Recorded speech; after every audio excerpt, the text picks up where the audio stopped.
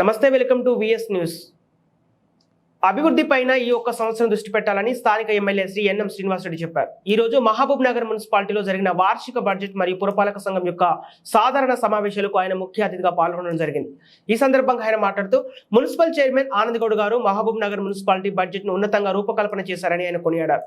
గత 4 సంవత్సరాల అభివృద్ధికి దూరంగా ఉన్న కాలనీలను, స్లమ్ ప్రాంతాలను గుర్తించి త్వరితగతిన అభివృద్ధి చేయాలని ఆయన సూచించారు. సమన్వయంతో పార్టీలకు అతీతంగా వార్డుల్లో అవసరమైన మేర అభివృద్ధికి సంబంధించిన ప్రణాళికలు సిద్ధం చేసి పలు అభివృద్ధి పనులు పూర్తి చేయాలని కౌన్సిలర్లను ఆయన సూచించారు. ఇప్పటికే కొన్ని కాలనీలు పూర్తిగా అభివృద్ధికి దూరమయ్యాయని ఆయన ఆవేదన వ్యక్తం చేస్తున్నారు.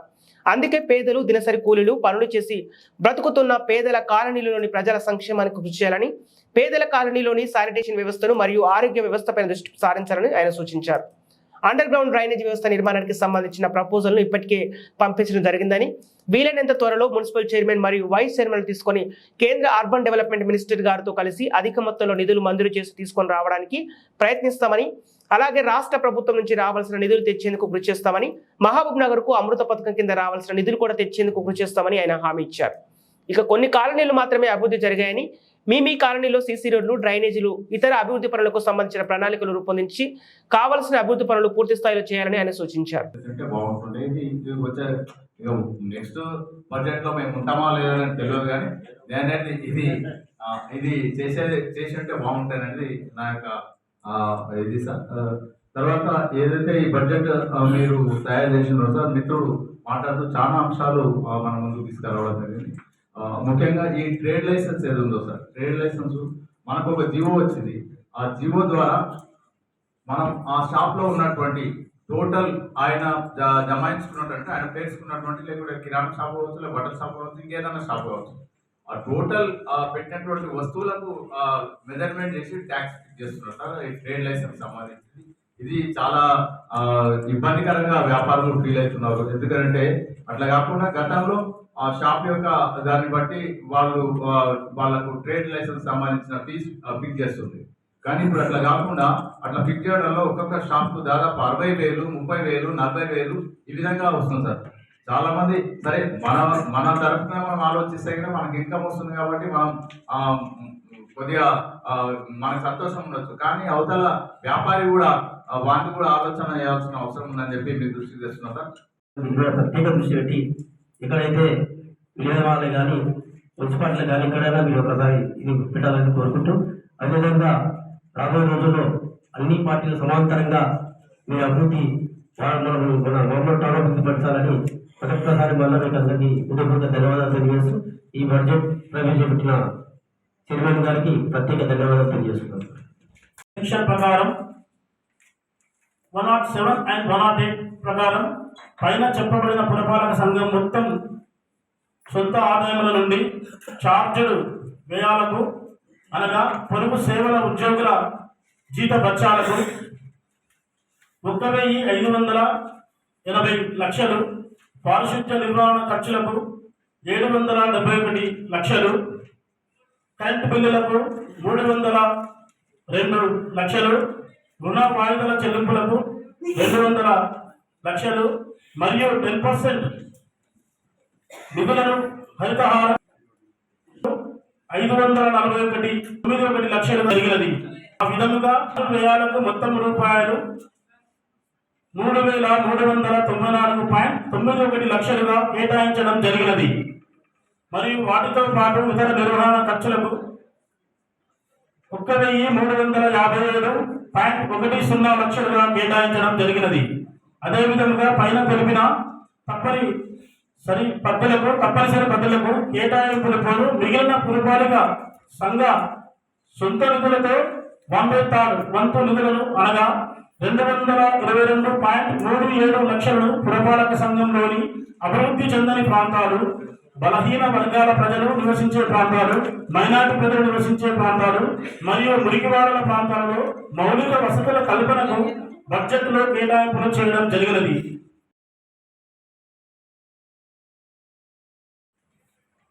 ఈనాటి బడ్జెట్ సమావేశ చర్చనీయాంశం విషయం బడ్జెట్ పద్దుల సమర్పణ. పురపాలక సంఘం మహబూబ్ నగర్ ఆర్థిక సంవత్సరం 2024-25 అంచనా బడ్జెట్ మరియు 2023-24 సవరణ అంచనా బడ్జెట్ ఆమోదం గురించి నిర్దేశము. తెలంగాణ పురపాలక సంఘ చట్టం 2019 2024-25 ఆర్థిక సంవత్సరానికి మహబూబ్ నగర్ పురపాలక వార్షిక సాధారణ అంచనా బడ్జెట్ మొత్తము 5,419.19 లక్షలు. అందులో పన్ను రాబడి నుండి 2,840.53 లక్షలు, పన్నేతర రాబడి నుండి 2,578.60 లక్షలు మరియు 2023-24 ఆర్థిక సంవత్సరానికి మిగులు బడ్జెట్ 357.38 లక్షలుగా అంచనా వేయడం జరిగినది. ప్రయత్నాలు చేయాలి. ఇవన్నీ కూడా మనం ఓపెన్ గా చర్చించుకొని మహబూబ్ నగర్ పట్టణ ప్రజలకు ఏది అవసరమో అది చేయడానికి మనం ఒక టీం లాగా పనిచేస్తే ఖచ్చితంగా సత్ఫలితాలు వస్తాయి. ఈ ఒక్క సంవత్సరం మనం ఒక ఛాలెంజ్ గా తీసుకొని, నాకు తెలిసి ఒక 10-15 రోజుల్లో కోడ్ వస్తుంది. ఒక నెల తర్వాత ఎలక్షన్స్ అయిపోతాయి. దాని తర్వాత మనం కేవలం ఒక 6 నెలలు లేదా 8 నెలలు ఉంటుంది నెక్స్ట్ ఎలక్షన్స్. ఈ లోపల మనందరం కూడా సమిష్టిగా కృషి చేసి అత్యధికమైన నిధులు రాబట్టుకొని మన పురపాలక సంఘాన్ని రాష్ట్రంలోనే నెంబర్ 1 మున్సిపాలిటీగా, అది గ్రేడ్ 1 మున్సిపాలిటీ కాబట్టి భవిష్యత్తులో కార్పొరేషన్ కూడా చేయాలని చెప్పి ప్రభుత్వం అనుకుంది. గత ప్రభుత్వం అనుకుంది, మరి ఇప్పుడు ప్రభుత్వం ఇంకా నిర్ణయం తీసుకోవాలి. కాబట్టి ఉన్న నిధులతోటి, కేంద్రం నుంచి రాష్ట్రం నుంచి వచ్చే నిధులతోటి సమగ్రమైన పట్టణ ప్రజలకు బాధ్యత.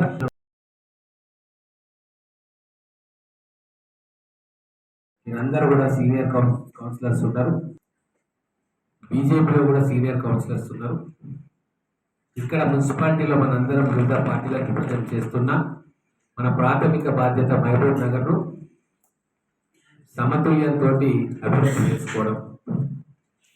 కాబట్టి నిధులు తెచ్చుకునే విషయంలో కానీ, కేంద్ర ప్రభుత్వ సహకారాన్ని రాబట్టుకోవడంలో కానీ అందరం కలిసి ఒక మాటగా ఉండి అత్యధిక నిధులు తీసుకురావాల్సిన అవసరం ఉంది. గతంలో కేంద్ర ప్రభుత్వం నుంచి మనకు నిధులు రాలే, సరే అవన్నీ పక్కన పెడతాం. కానీ ఈ రానున్న సంవత్సర కాలంలో మీకు, మాకు, అందరికీ కూడా చాలా ముఖ్యమైన విషయం. ఎందుకంటే ఒక సంవత్సరంలో మీరు అందరూ కూడా ఎన్నికలకు పోతారు. ఎంత డెవలప్మెంట్ తీసుకొచ్చి వాటిల్లో ఖర్చు మీరందరికీ కూడా అంత మంచి పేరు వస్తుంది. కాబట్టి దీని ఒక సమిష్టి బాధ్యత తీసుకుని ఇక 4 ఏళ్ళు మనం కొద్దిగా నిధుల రాబడిలో కొద్దిగా అలసత్వం జరిగింది. కొన్ని మున్సిపాలిటీస్కు బాగా నిధులు వచ్చినాయి. ఇప్పుడు కూడా మనకు వచ్చే అవకాశం ఉంది. ఎందుకంటే మహబూబ్ నగర్ పట్టణం నాకు తెలిసినంత వరకు మీరు చెప్పాలి, కరెక్షన్ చేయాలి. మనం అమృత్ స్కీమ్లో ఉన్నామా? అమృత్ స్కీమ్లో ఉన్నాం. కాబట్టి అమృత్ స్కీమ్ నుంచి వచ్చే నిధులు ఇంకా ఉన్నాయి. సో దానికి మీ అందరి తరఫున నేను కొడతా ఉన్నా. రాష్ట్ర ప్రభుత్వం నుంచి వచ్చే నిధులు నాకు చెప్తే నేను ఖచ్చితంగా మిమ్మల్ని తీసుకెళ్ళి ఆ నిధులు తెచ్చే ప్రయత్నం చేస్తాను.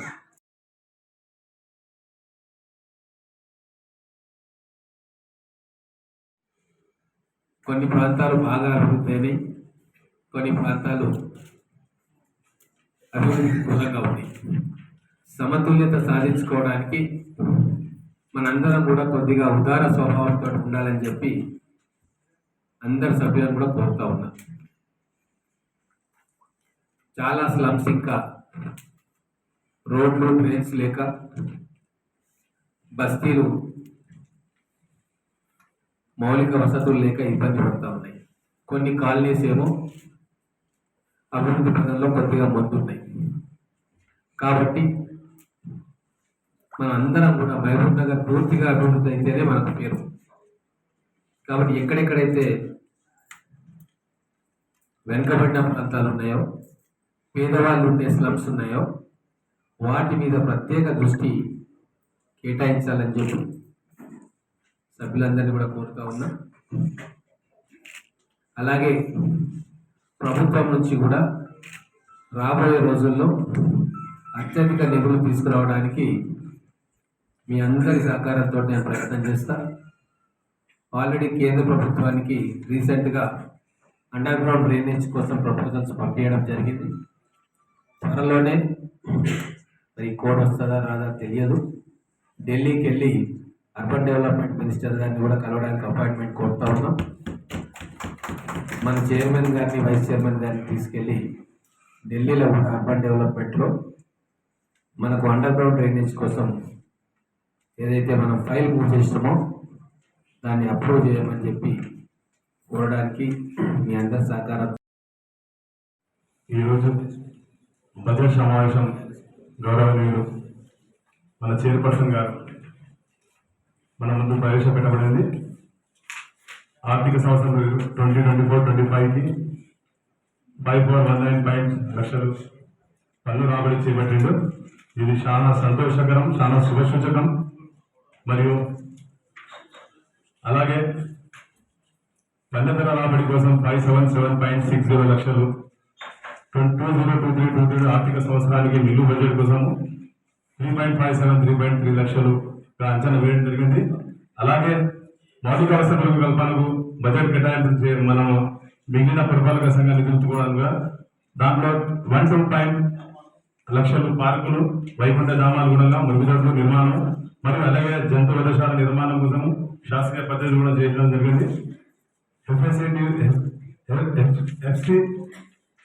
ఎఫ్ఎస్సిపి నిర్మాణం పార్కింగ్ స్థలాల కోసం మరి బడ్జెట్ కేటాయింపు జరిగింది.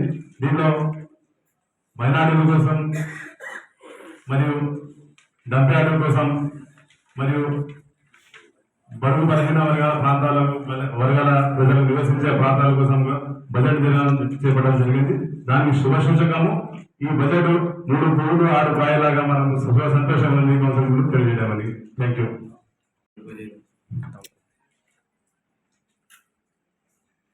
చేసిన మన గౌరవ అడిషనల్ కలెక్టర్ గారు, అలాగే నూతనంగా ఎన్నికైన మన మున్సిపాలిటీ చైర్మన్ ఆనంద్ గౌడ్ గారు, వైస్ చైర్మన్ షెఫిల్ గారు, అలాగే నూతనంగా మన మున్సిపాలిటీకి వచ్చిన కమిషనర్ గారు,